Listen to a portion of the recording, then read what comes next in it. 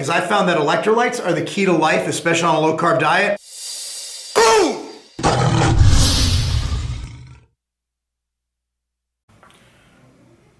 Boom! What's up, everyone? Marc Lobliner, TigerFitness.com. That looks fucking great in this video, by the way. That looks great in this video. Alongside Steve Shaw, editor and director at TigerFitness.com. Guys, I got an ongoing Q&A on Facebook.com/Marc Lobliner. Have you ever heard of Facebook? Have I ever gone there? No, have they ever heard of it? You Facebook. Because all they do is watch our videos. It's the book of face. Anyway, guys, I'm just trying to mess every question asked on this, if I answer it on YouTube, well, you get a free tub of MTS Whey. 5-pounder, not the 2-pounder, the 5-pounder. 5 pounds. John DeVore the second. The second. Not the first. Not the first, the Double. second. The first one was not good enough. The second one has more gains. He's so much better than his predecessor. Sorry, Dad. Is it better to eat in the morning before you work out or wait to eat till after your morning workout for building muscle? That's a good question.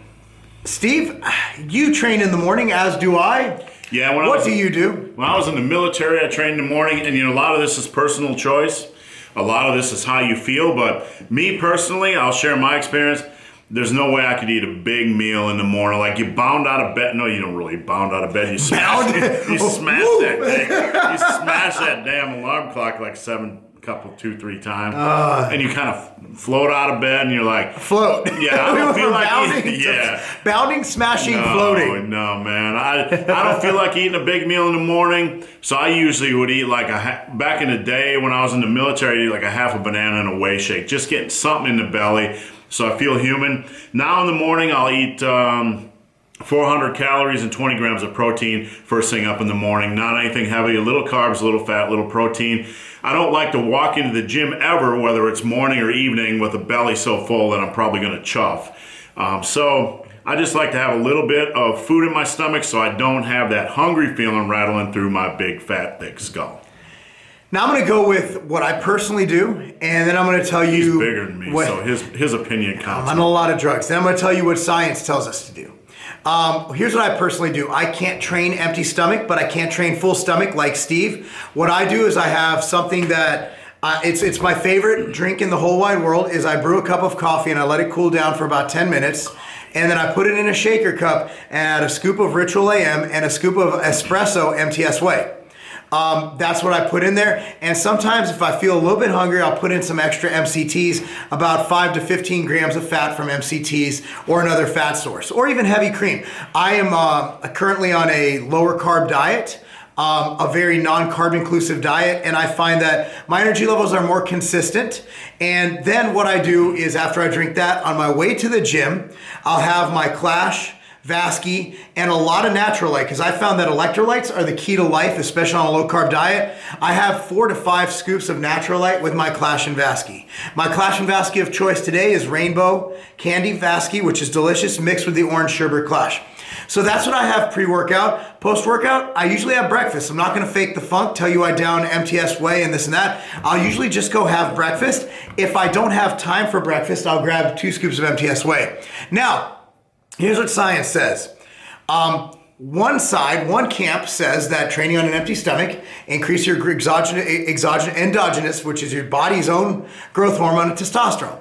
Okay? Whereas I say, who gives a shit? It's such an insignificant amount. Who cares? If you don't like training fasted, don't train fasted. The other camp says no fuel, no good workout. The other camp says eat 5 meals before you train. Bottom line is, it's not about the nutrition if you can't train optimally. Find out what you can ingest. For me, it's what I said. For Steve, it's 400 calories or 20 grams of protein. Find out what you can ingest based on what your digestive system and body processes best for you to have your good workout. Because intra-workout nutrition or para-workout nutrition before, during, and after is great and all. But if your workouts suck and they're not optimal, who gives a shit? Yeah, the research to begin with, I believe, says your best workout times are like 3 to 4 p.m. or something around there in the afternoon. It was. So if you're working out in the morning, you want to do what feels best for you. You don't want to be sluggish AF. You know what that means, right, Mark? Yeah, the kids do. We don't. Yeah, we don't. So, and you mentioned something that I forgot to mention. when you're taking a lot of tren, no, I'm just kidding. You have night sweats. You wake up, you have to shower. It's crazy. You lose all that all those minerals. No, seriously. You mentioned coffee and whey. That was one of my staples for like 10 years. I think I was doing that so often. I had people had a cult following. I was doing that, but that's a great way. You can drink that on the way to the gym. You can drink that during your workout. I used to actually drink that during the morning as well, coffee and whey, because I like my coffee. And then I'm always sipping on BCAAs during my workout, just because in the morning I like something with a little bit of flavor. So. Yeah. So bottom line is, what works best for you. For me, try what we do. He has a bigger meal. Mine's only Ritual is about 100 calories. The whey is about 100 calories. I'm about 240. So he's about double the calories. See what works best for you. For me, that's what works best for me. If I had the fat, I'm right in his range. So it's just a matter of, if you're a carb guy, great, throw in a banana. If you are a fat guy, throw in some cream, throw in some MCTs. It's just a matter of what works best for you and what fits your diet, what fits your macros, what you operate best on, and that's the key. And also, do not forget electrolytes. I love my Naturalite, but there's nothing wrong if you're broke or you just don't fucking have it with you. Get a grinder of sea salt or Himalayan salt. You can buy it at Kroger for $2 and just twist it in your pre-workout. Give like 10 to 12 scoops.